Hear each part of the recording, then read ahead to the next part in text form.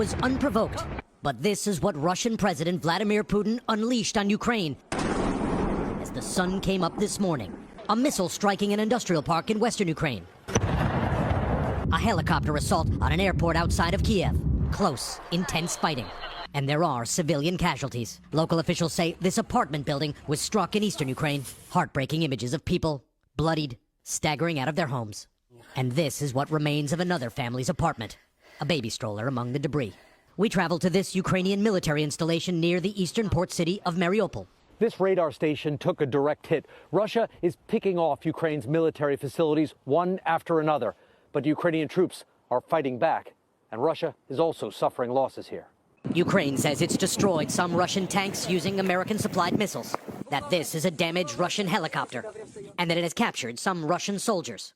On day one, the army has been holding strong, but they're being pushed to the limit by Russia's full-scale invasion with attacks across Ukraine, which is the size of Texas, from areas near those pro-Russian enclaves in the east to the capital Kiev in the west, even capturing the still radioactive Chernobyl nuclear reactor. It all began from a desk before dawn, when Russian President Vladimir Putin declared a special military operation on Russian television. Russia cannot feel safe, develop, and exist with a constant threat emanating from the territory of modern Ukraine, he said, describing the government in Kiev as a junta of neo-Nazis determined to build nuclear weapons. It was a split-screen moment, Putin announcing his assault as his actions were slammed at the UN Security Council, Ukraine's ambassador blasting Russia's representative. The Russian president declared a war on the record. Should I play the video of your president? There is no purgatory for war criminals. They go straight to hell. Later, after Putin stopped speaking on cue, the missiles and airstrikes began. Russian tanks rolling across the border from Belarus in the north and Crimea in the south. For Ukrainians, the choice was to hide in deep Soviet-era subways built long ago to shelter Ukrainians from an American attack, or to run if they could get through the traffic heading out of Kiev, or to ride it out, stocking up on food and cash. Ukraine is fighting for its right to exist as a sovereign country, and against a man who says Ukraine belongs to him. As I made crystal clear, the United States will defend every inch of NATO territory with the full force of American power. Our worst fears have now come true, and all our warnings have proved tragically accurate. President Putin of Russia has unleashed war in our European continent. He's attacked a friendly country without any provocation and without any credible excuse. Ukraine is a country that for decades has enjoyed freedom and democracy and the right to choose its own destiny. We and the world cannot allow that freedom just to be snuffed out. We cannot and will not just look away.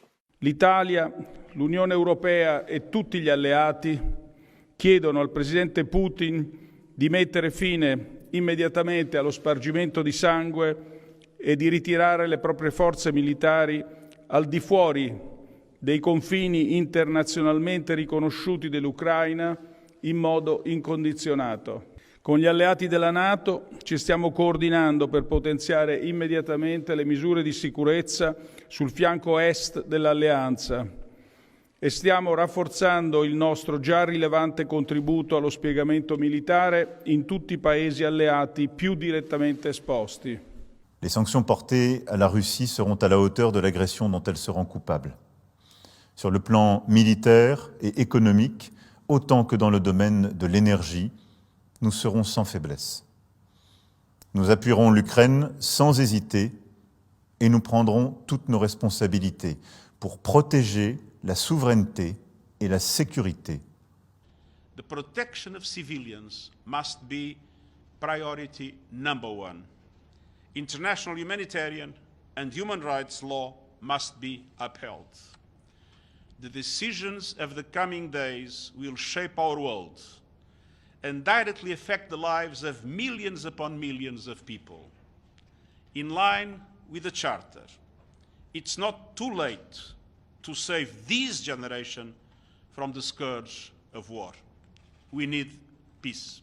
It is wrong, it is against the Charter, it is unacceptable, but it is not irreversible. I repeat my appeal from last night to President Putin. Stop the military operation. Bring the troops back to Russia. 乌克兰问题是有着非常复杂的历史背景和经纬，演变到了今天这种局面，是各种因素共同作用的结果。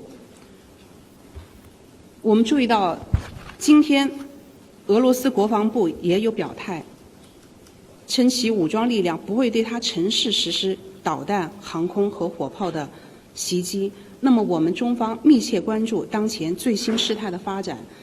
我们希望地区能够保持和平，我们也呼吁各方保持克制，避免局势失控。